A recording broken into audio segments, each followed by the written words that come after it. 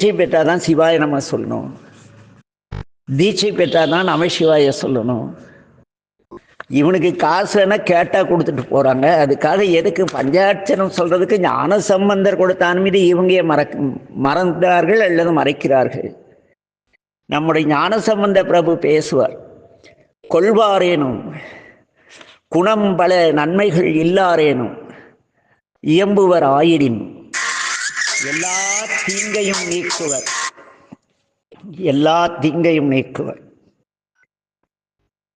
கொள்வாரேனும் குணம்பல நன்மைகள் எல்லாரேனும் இயம்புவர் ஆயிடின் எல்லா தீங்கையும் நீங்குவார் என்பதால் நல்லார் நாமம் நமச்சிவாய்ங்கிறார்.